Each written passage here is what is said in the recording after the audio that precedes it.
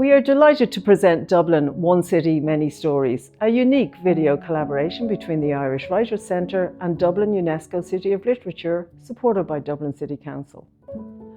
Over the course of 6 videos, we'll feature iconic writers from the past 50 years, alongside today's contemporary and emerging writers. Each will share their writing journeys, their experience of writing and performing in Dublin, and their thoughts on Dublin as a complex, inspiring character. We'll hear from writers making waves internationally, writers making Ireland their new home, and above all, writers who are adding to Ireland's rich legacy of literature on the world stage. As Director of Dublin UNESCO City of Literature, I'm excited to present the 4th video in the series. An Island of Many Nations showcases the extraordinary diversity in the Irish literary landscape today, a land now home to many writers whose roots are in other countries. Wanagi Tatnavos.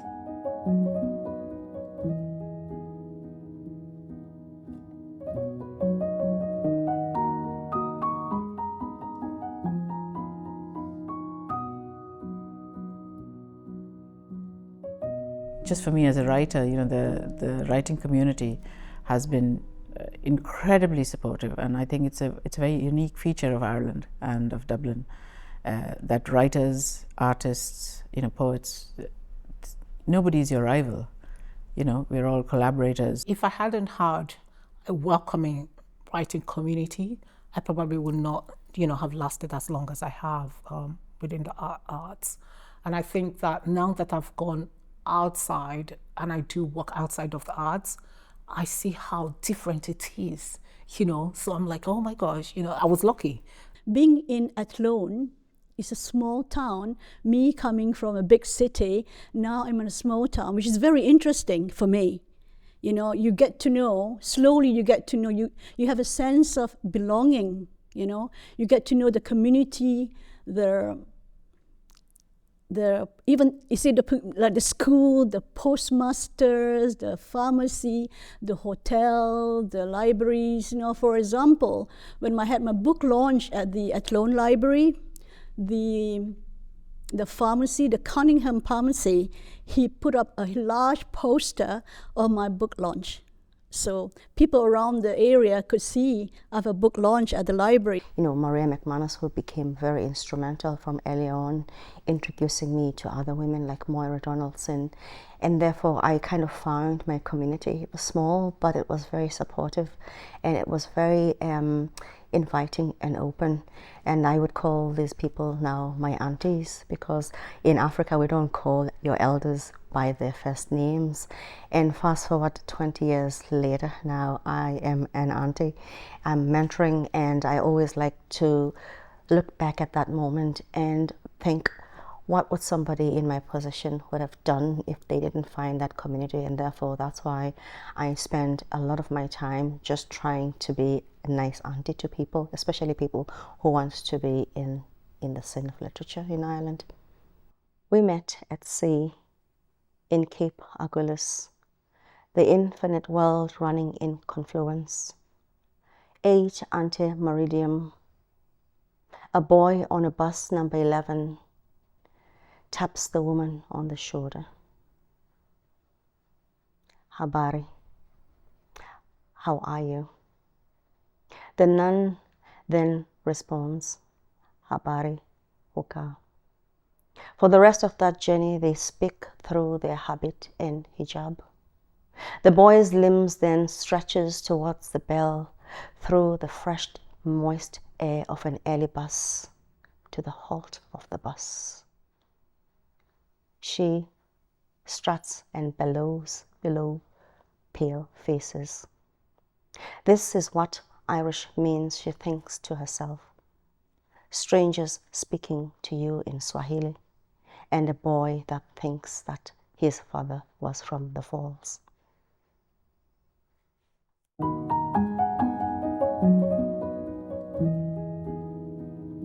Ireland was not home.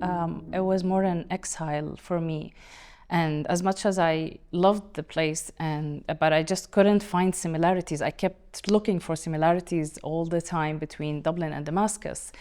But I always failed because there are two different cities completely different. But at that moment when I finished the book and I had that closure with home and had that peace with the idea that home is not a place and that I should move on. And also when I got my Irish passport. So all of that kind of changed my feelings toward Dublin. And interestingly, I started noticing similarities instead of differences. It also kind of helped me realize that I found my tribe. The Irish writers community here in Ireland, there's the support that they showed me even before winning the Rooney Prize was huge and beautiful, and something like always keeps me speechless and keeps my heart warm. It was through writing that I gained a community, I gained a language, and I gained a city, a country, a sense of belonging. So I think that was writing gave to me. Not only my writing career, but perhaps more important, or definitely more important, a sense of belonging. Migrant. Noun. 1. A person or persons who take residence in a foreign country. As in the wee hours of a December morning, migrants squeeze their bodies under umbrellas passed from hand to hand so the previous holder can warm their fingers. Like pilgrims foreseeing communion bread, they await the distribution of 5x5 holy paper granting them the right to walk past the registrations officer reception to be questioned by sleep human sense whose thoughts are on a Costa del Sol beach. 2. A person who moves regularly to find work, especially in harvesting crops. To safeguard fences installed along Dublin Grand Canal, migrant gather slates from nearby construction in suites room from 200 a month and outline a bonfire. They roast fefel domel as in Afghanistan, okra as in Barbados, maize as in Peru, falafel as in Palestine. Around the bonfire, they clap, dance and sob, celebrant comrades waving letters on which the life sentence, asylum protection granted, has been printed.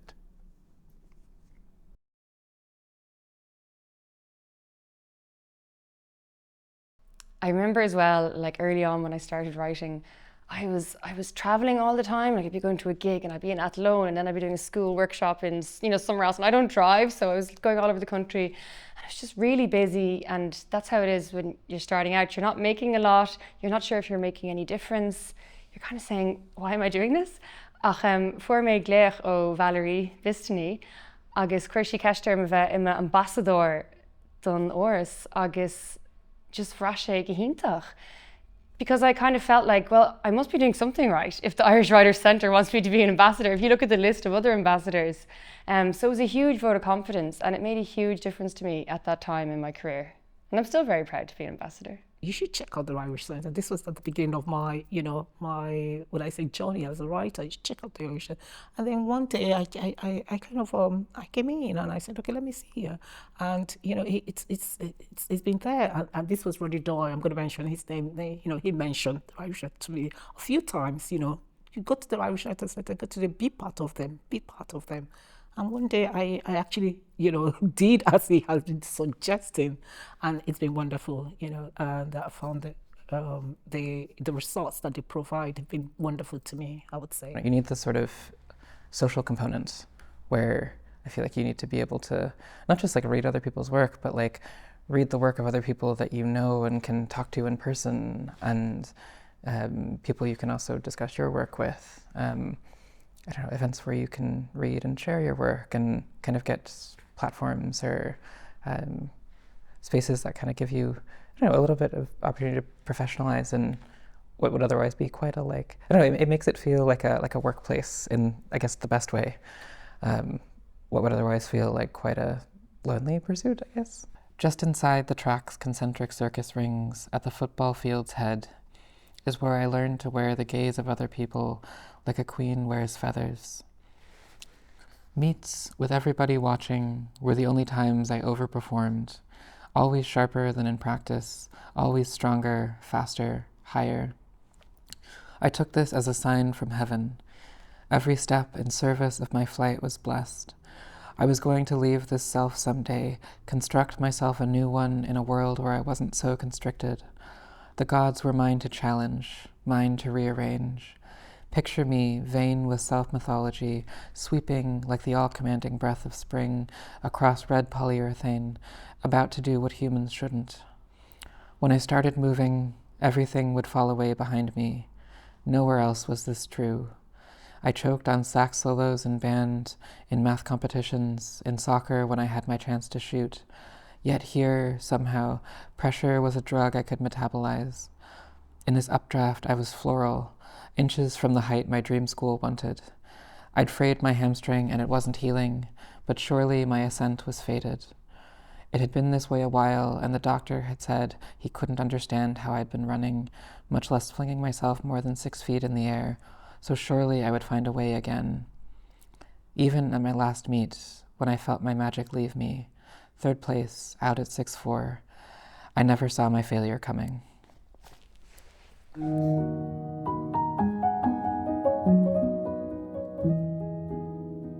If you don't have an unashamed curiosity, I don't think you'll go very far as a writer. And I think it's very easy to be unashamedly curious in Ireland, because Irish people are nosy, and it sort of goes with the territory. If you're in Ireland, nobody thinks too much about, fairly personal questions sometimes. And I would be a very nosy person. I mean, I don't go out deliberately, but I just find myself asking people and people telling me things. And I think sometimes you're more likely as an outsider. I mean, I would be perceived as an outsider because of the color of my skin, and people don't know that I've lived here for nearly four decades nearly. But people are more open, to blow-ins. They would confess to me sooner than they would confess to a next door neighbor, So there's huge advantages in that. Since English is not my first language, it was a language that I learned as an adult. I'm not bound by the social pressures that said that you should write in this way and you should not write that way. So when I write in Portuguese, I'm bound by those social pressures, by these cultural pressures. When I'm writing English, I do not. So I feel that freedom when I'm writing English. So I think I look at abyss and I jump into it. So I think that this sense of freedom for me is really interesting, because I do not try to mimic, for instance, when I write fiction, I do not try to mimic a Dublin accent. That's for me is not how I speak generally, and that's for me is something that there are many writers doing. I'm interested in doing something else. So I come from South Africa, and South Africa, being colonized, English was our first language, and therefore I speak 5 languages in total. Xhosa is my home language, but in school everything was taught in English. And I remember saying that my love of literature really came late, in the sense that I was doing my final year in school and just doing 1984 George Orwell. I mean, my grandmother always taught us storytelling and all those tales and things like that, and plays, but really literature was George Orwell. I know that makes me, just think about how you envisage and move in the space. But I thought I spoke English. I was always complimented on how good my English was. I got good grades in English until I started to write a manuscript. And having a child that I always say is born and bred in Ireland, a Millie, which she would soon put me in my place and would say to me, "Mom, I don't think you that's the way to put it. I know what you're trying to say, but that's not grammatically okay." And I thought to myself, what is grammatically okay? Because I learned grammar in school. I did English. I speak English. So how grammatically correct can it be? And at one point, I got myself an English tutor. But really, what I learned then was, it soon became so confusing, because I would come home and I would say things to myself, reciting, verb is a doing thing. So I wasn't actually learning, I was actually learning the meaning of things. And I thought, I am confusing myself. I have English and therefore I am fine. And later on I went to do my master's in English. So my English didn't really matter.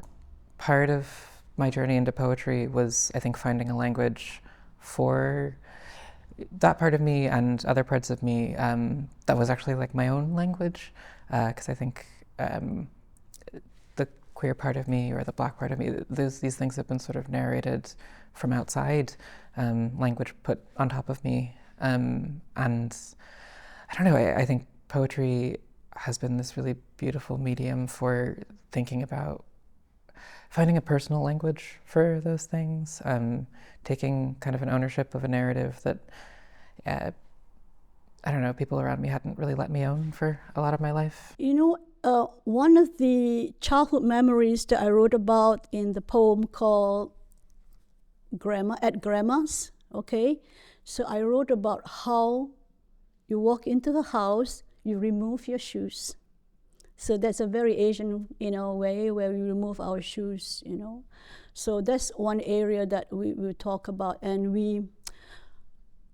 the food, the kind of food that we cook, the scent of the food, the curries, the chilies, the turmeric, and whatever, are all in this book. And I mention about, when I juxtapose the remedies of the use of nettles, and then I compare to the use of turmeric is for your complexion, So, all in this book. So you're bringing up, whatever that's from your home, and then you talk about it here in my book. I like reading books for authors who allow themselves to be vulnerable and honest and brutal, especially female writers. And I find that, I connect with those kind of books and authors. So I think naturally it came out like this. And I write about love and that love story in the memoir because I wanted people to be able to relate more. I think everyone have seen enough news reports and numbers and statistics about Syria, so I wanted to change that narrative and talk about my cat, talk about my books, talk about my grandma's cooking, and of course my love story there, and everything that, how trauma affects relationships, couples, that it's not only about leaving home, it's what does it take on you, what's the take on you, and what does it take to rebuild the relationship, to find a new home, how does that work? And I think that topic was not talked about enough in books. So yeah, at one point I wanted it to be relatable to everyone, that we are similar to each other, those little details can help people relate, and it is part of the story. So we all come from somewhere.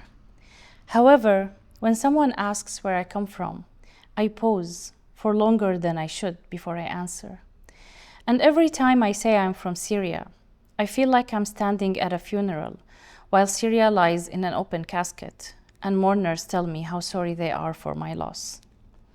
When I'm asked what I miss most about home, my mind bustles with 1,000 memories from the vibrant streets of Damascus. I picture what I left behind: my sweet grandmother, my fluffy black and white cat, my pile of books. But more than all of this, the thing I miss most is myself. I was a different person back then.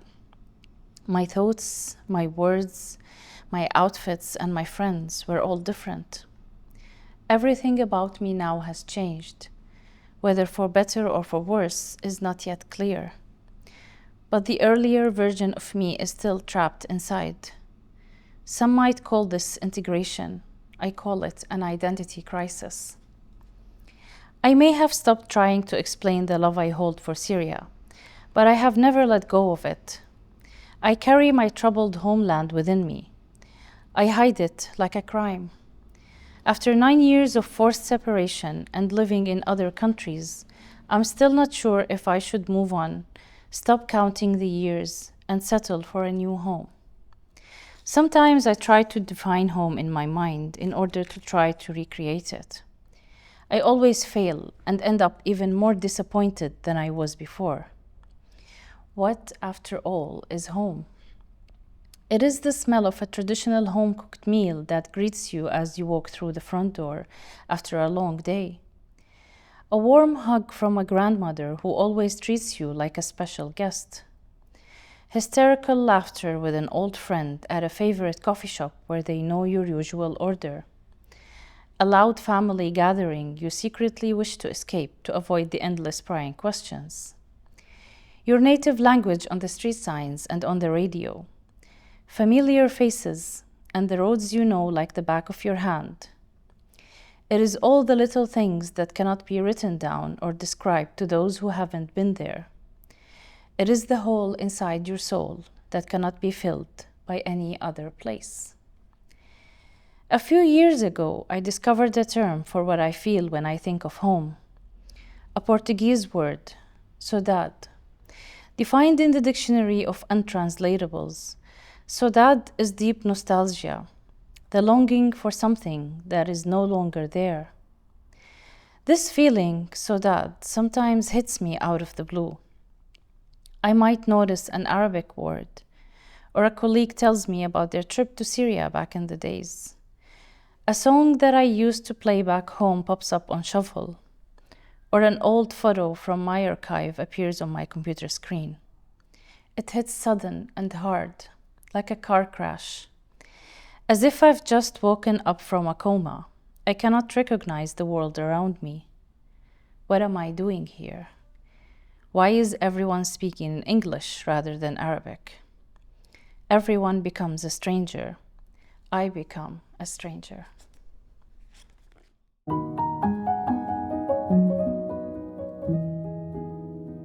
I'd always loved reading, like I'd always been a reader, but writing hadn't ever been something that I'd quite moved into. And then, I don't know, something ignited. When I turned in that short story for that class, and it was this like really ridiculously dramatic thing about like someone falling in love with the moon or something. And I remember like when it was handed back to me, my teacher had returned it and she'd just written like the library ISBN number for Maggie Nelson's Bluets. And I started there and just, the next was like Citizen she directed me to, and it just like catapulted me forward into, I don't know, I didn't know that writing could do that or be that way. And then, I don't know, I think it was something that I was like, I could do it on the side. It's something that's maybe not a practical career. But then, I don't know, each year of college, I started to feel more urgent and more pressing and more like vital to me. So by the end, I was applying for MFA programs. And then, it was sort of like a slow journey. I think I tried to deny it for a long time. There was a lot of time where I was maybe afraid of following the kind of precarity of this path. But it was like there was an absence, and writing filled the absence. I took up a creative writing class, and that time was about 15 years ago. When my children were, much older. So I said to myself, okay, I take a creative writing class. And then that time, I wish someone would tell me that attend workshops, learn something, because my background is not creative writing.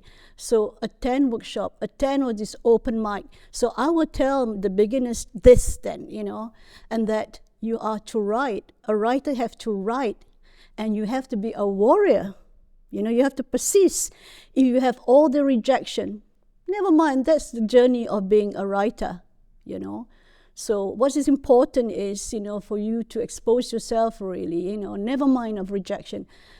The most important thing is be a warrior, persist, and keep writing. And have a writing schedule, Attend all the workshops is very important for you to learn more about the writing style, writing techniques.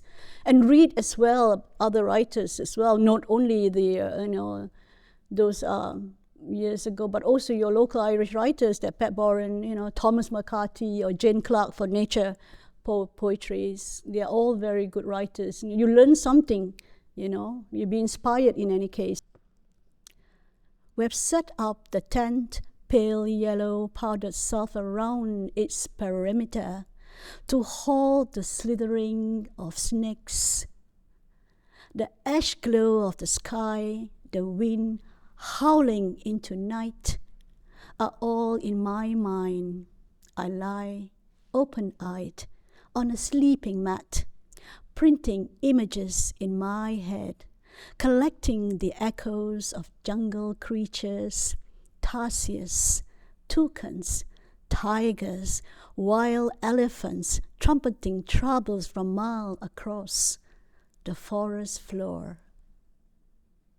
In the morning, the cinnamon air draws me out. Sunlight hammers jagged patterns through layers of maranti leaves. Everyone dives into the river. Its surpure water like the teh tarik in my cup. Heading to the fern bushes to find the blooming rafflesia. A growl from the woody bins of bamboo, and I am squatting eye to eye with a boar. Its skin is shiny black, rough and thick, designed for fighting. And I am ready. My own skin thickens in a breathless second. Startled, the animal vanishes. I pin the breath of the rainforest on my skin.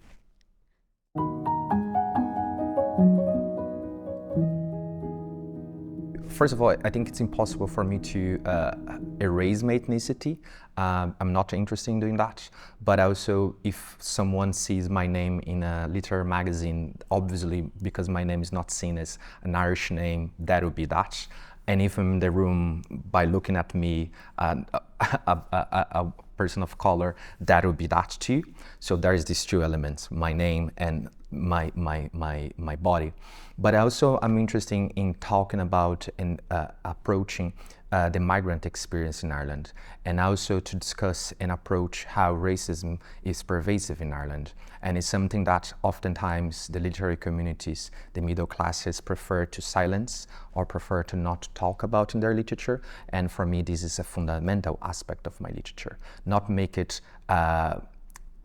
political in a sense of in disregarding the literary merit, but joining them, how I can make my work with literary merit, but also approaching political topics. And that, for me, where my ethnicity brings from.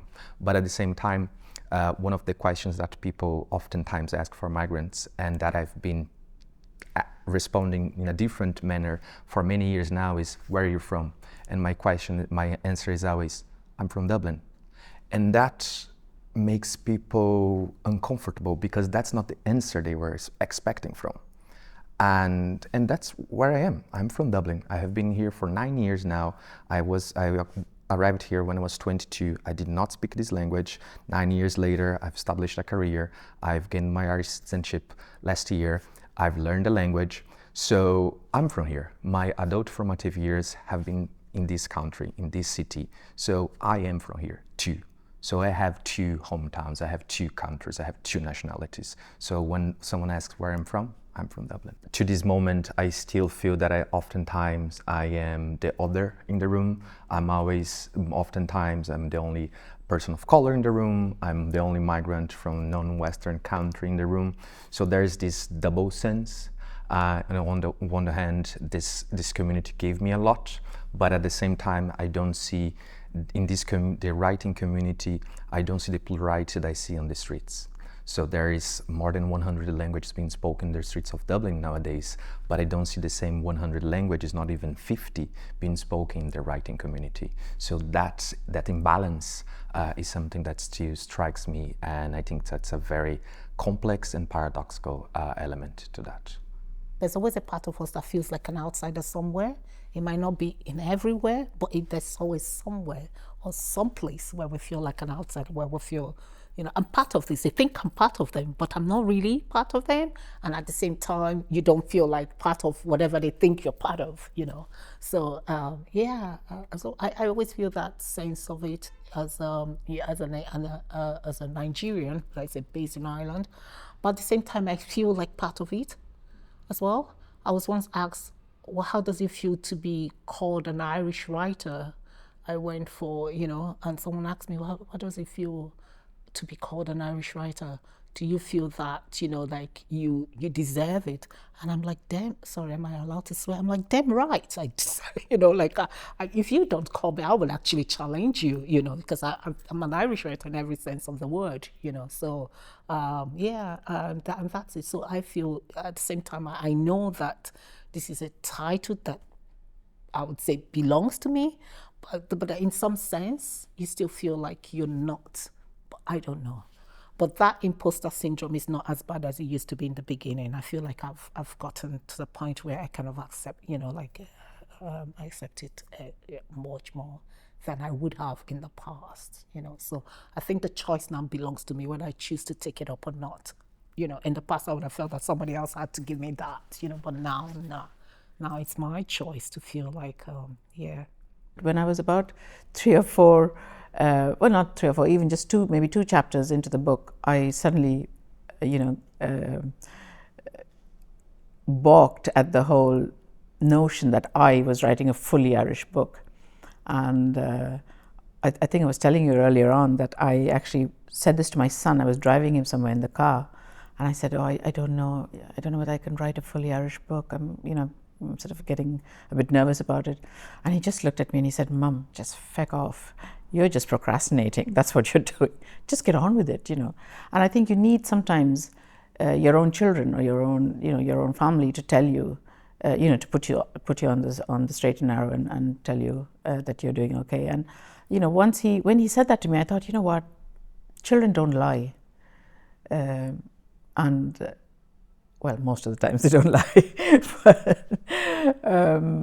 But I really took on board what he said and just continued writing. And I'm absolutely so thrilled with the result. Marlowe had walked nearly a mile, stopping now and again to peer through the forest, wondering if it was possible at all to walk into it, to explore, even to camp in it overnight, or if he would find himself sinking straight into its boggy heart. The sound of a car backfiring made him stop and wait by the side of the road. He could hear it approaching, gears crashing as it wound up the short, steep hill that he himself had huffed over only a few minutes ago. Agnes's lad, are ye? Get in the back if you like. Just push it all to the other end, lad, and make room for yourself there. What do they call you? Marlowe bent down to look into the beat-up little car at the large, swarthy woman who filled up the front of the vehicle. He wondered, how did you even fit in and how will you get out? Thank you. If you leave me off in Glengariff, it would be great. I'm Marlowe O'Sullivan. How did you know, though? How did you know my name? As he got into the back of the car, he wondered about the missing passenger seat as he stretched out his legs into the empty space in front of him. Beside him, the rest of the seat was full of old feed and fertilizer bags and empty catering-size mayonnaise buckets. He was sure the small dried pellets that he had flicked off the seat were sheep droppings, which would explain the smell that had hit him as soon as he closed the car door. You tell your ma'am that Dolores picked you up, and then tell me what she says. I'll do that, Dolores. Be sure now to tell me the first thing she says. Marlowe laughed. You've me fired up now to ring her. A mystery on my first day here. I only got to Beara last night. There's a lot that's waiting to see how ye turned out like. Really, said Marlowe. Country people are curious, but you can't be blaming us. You'd need to know the measure of your neighbour in these parts. Are you good for helping before the sun rises? And are ye of any good after closing? Are you the helping hand or the big talker? We have both in this valley, by God. So are you a drinking man? Can you be relied on? Or are you both the best of the best? I wouldn't trust a pioneer myself. No, I wouldn't. Did you say Marlowe, did ye? Now what kind of a name would that be? Marlowe thought, take your pick, lad, Valley of the Squinting Windows or the Glen of the Formidable Women. He looked at her and replied, I was christened Marlowe. My drinking mates call me that sometimes, but otherwise it's Marlon. So, Marlowe, ye like a few jars in your spare time, but what will occupy ye for the rest of the day? I heard the blessed brothers, Lord have mercy on their souls. I hear your mother's uncles didn't leave you money, just the cottage. Oh, the lad from the solicitors has been talking, has he? His mother is me cousin. Do you know him too? I feel like I do already. He hasn't been slow broadcasting my affairs. She was watching him now in her rear-view mirror. Who else knows? I thought it was confidential. Marlowe laughed. You'd think it was, but apparently not. Don't take it too hard, lad. 'Tis what happens when you come home. What's the harm in little bits of ease slipping out here and there? A heap of good might well come out of it. You might get offered some work, a job even, seeing as you have the house but no money. See, that might be the worst of it. Me dal Lord keep him always said, nobody cares for a secretive fellow. Is she reprimanding me? Marlowe looked out the window and decided to change the subject. So, are we neighbours then, Dolores? The only house I passed when you picked me up was Mossy and Assumpta's. As the crow flies, closer even. I'm across the valley from ye, on the mountain opposite. You can see the gable end of my house from your yard. The pink one? What do you think of that colour? Oh, it stands out all right, said Marlowe. I mean, it was the first house I spotted this morning when I was in the yard. A fecking crow of all things woke me. I might have slept on for longer.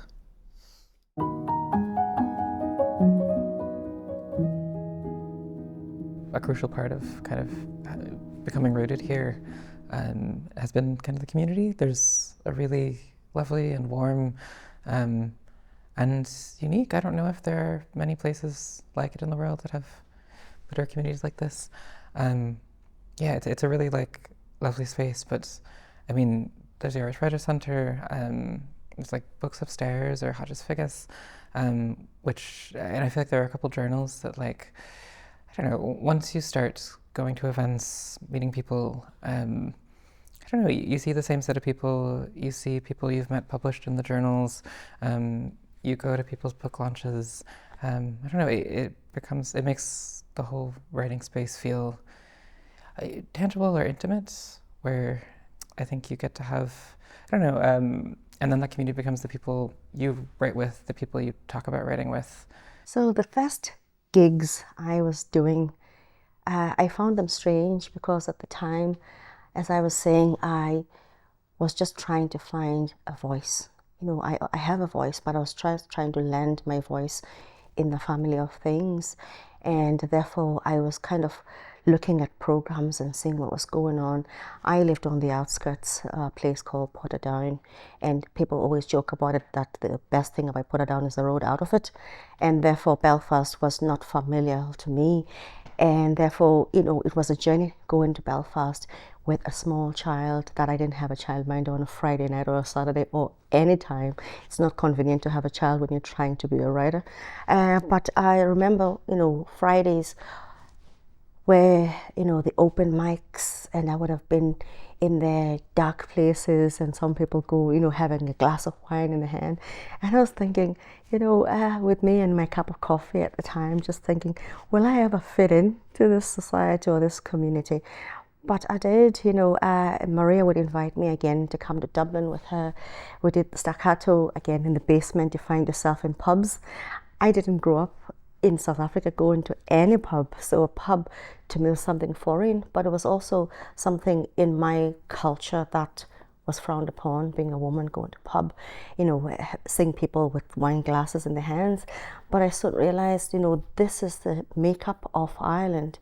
You know, it's not about people drinking, but it's a setting. And looking back now and researching about it, people used to go to pubs to do music, to, you know, to learn about the songs and poetry. So this was more cultural than me trying to be judgmental on how or why people went to pubs.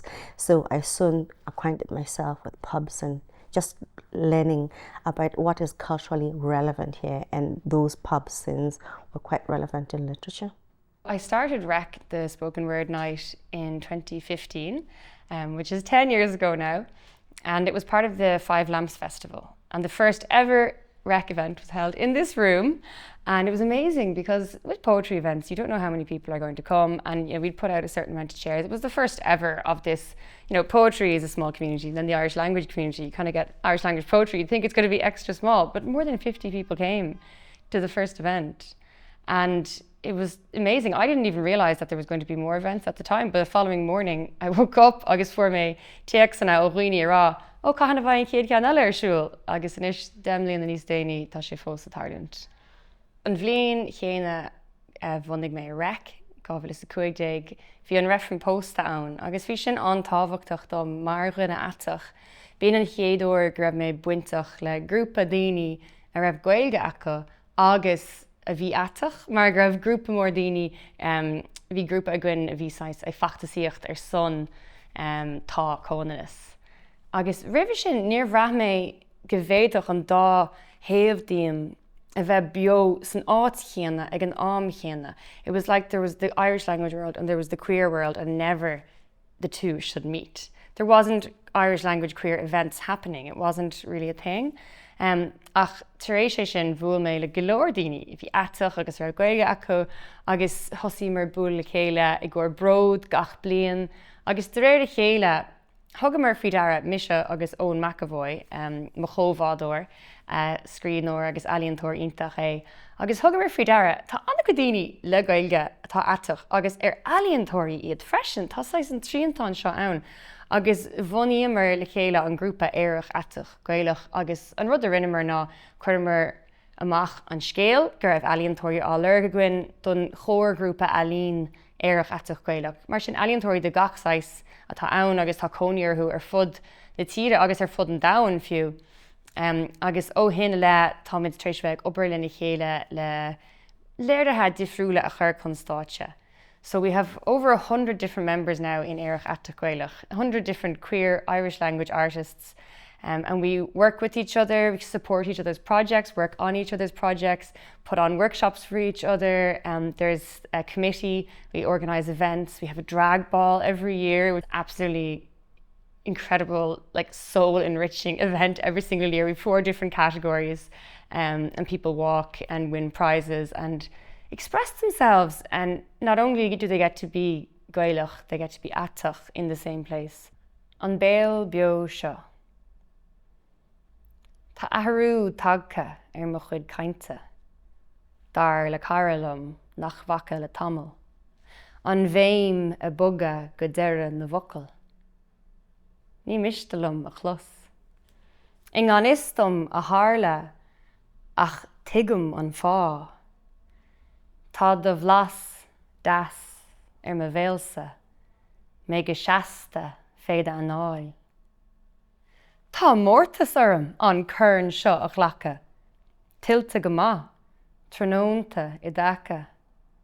nó a crónú na hí ar chlíhan slé, fé tholas gealaí I mo lí le de héamh, I mo chluais do bhéal bín go hairí gréine. Tá ahrú tagcha ar mo chuid cainte, agus sin an chuid is lú de.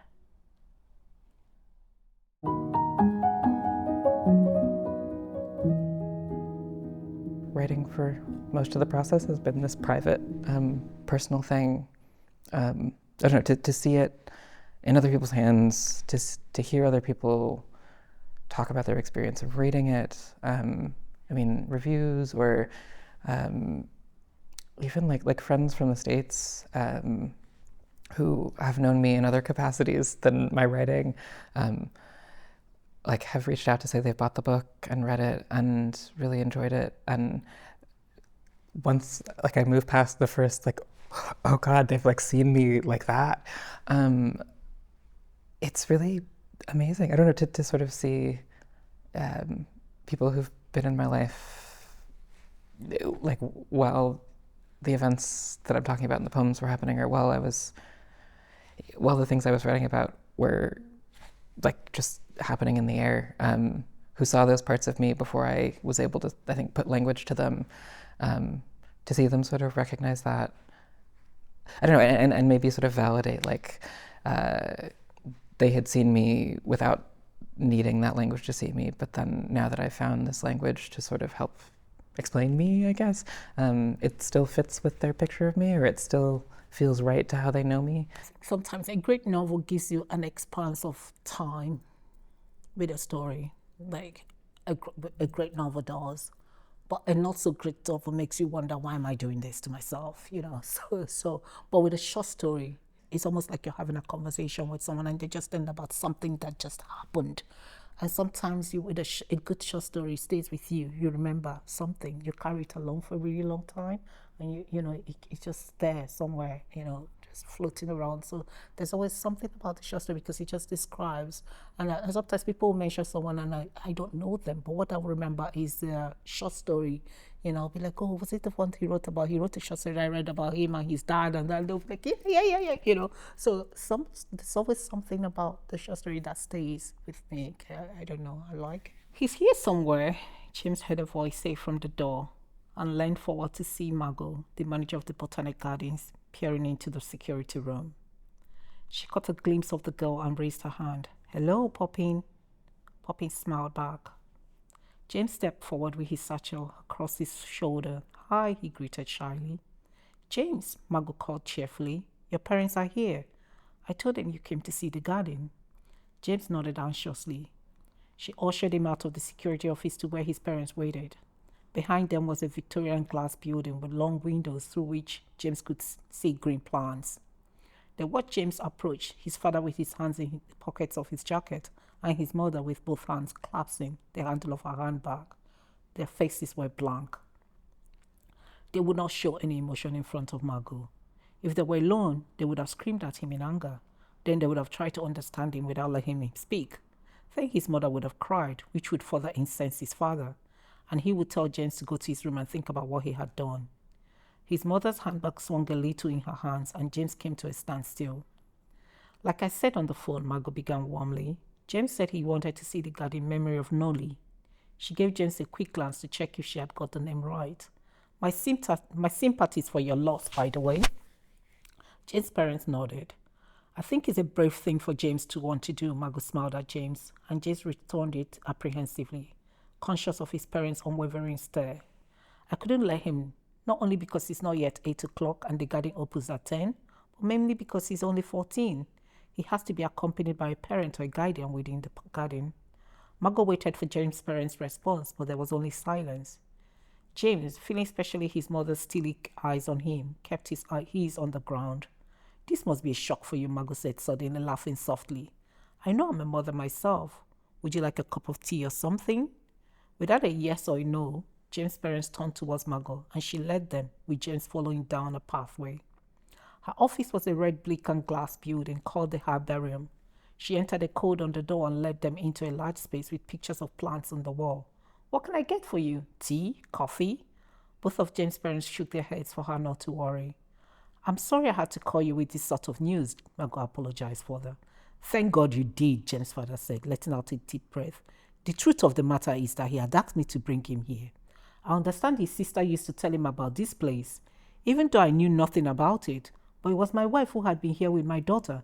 I still said, okay, I'll bring you, but there is a lockdown at the moment. I didn't know he would not be able to wait.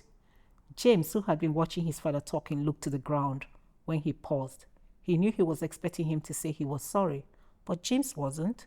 His only remorse was that they had to drive all this way because of him. I can get someone to show him around quickly before the garden opens, Margot offered.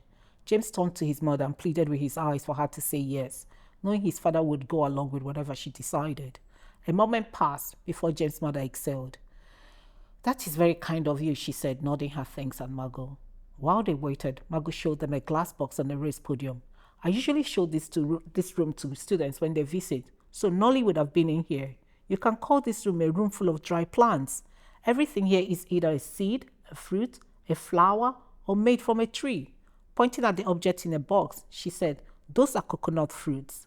Coconut? James' father said, whistling and shaking his head. James had not heard him come up behind them. Yes, Margot replied. Over there, she said, pointing at another glass box, is a bubble tree fruit. What? James' father exclaimed. Like pawpaw? He turned to James' mother enthusiastically. It's massive. Exactly, Margot agreed, laughing. And this over here is a lobster pot for fishing. It's made completely from heather. She stepped back for James and his father to fill the lobster pot. They all looked to the door when Poppin entered. Do you mind taking James around the gardens? Margot asked kindly. He would like to walk the ground in memory of his sister. Poppy, standing by the door, nodded with a smile. They followed her out of the Highbury and back on the East Walk. James walked alongside Poppy while his mother and father strolled behind them. "I'm sorry to hear about your sister," she said, her earlier abrasiveness gone. "Do you mind telling me a little about her? Thank you."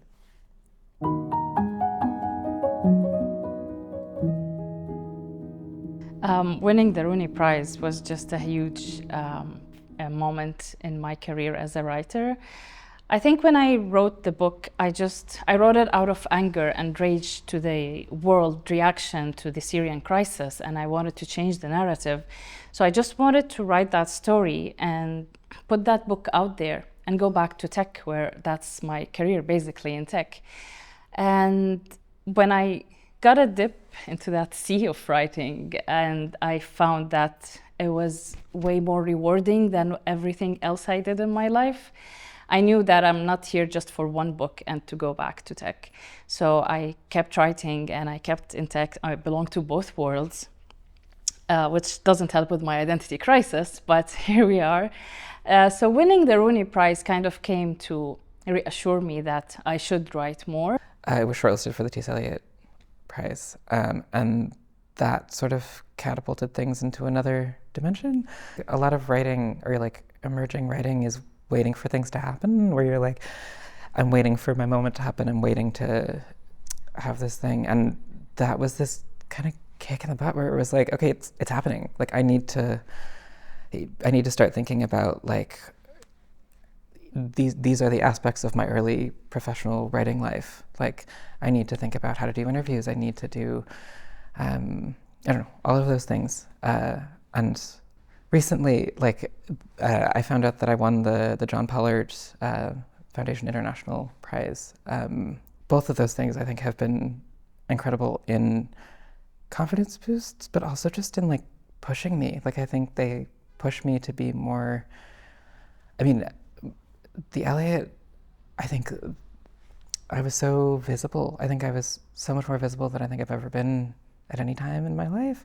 And then the Pollard, like I'm preparing to have another sort of rush of the intensity of that. And I think, I don't know, there's a growth that needs to come with sort of stepping into that space, or I guess being ready to meet eyes on you. So I don't even know how it happened, but I'm on the syllabus. The inheritance is being studied in a couple of universities in the States, and my third book, The Tainted, is now also going to go onto the curriculum. And I did a kind of like a mini tour, and I gave the Gerson Irish lecture as well in Connecticut, and I sat in on one of the classes, and I just could not believe that every line and every word was being dissected. And you know, when you're writing, you're just writing a story. And thank God I never knew then that it might be read, because I don't know whether it would influence the way you write. Yeah, it was, because I sat in on a class that was looking at Irish environmental writing, and the book, was being used for that. And I described West Cork as I know it and as I see it, and I never thought that it would be studied as part of a environmental writing curriculum. So I guess if you just write what you know and what you see and from your heart, it might ring true with the reader.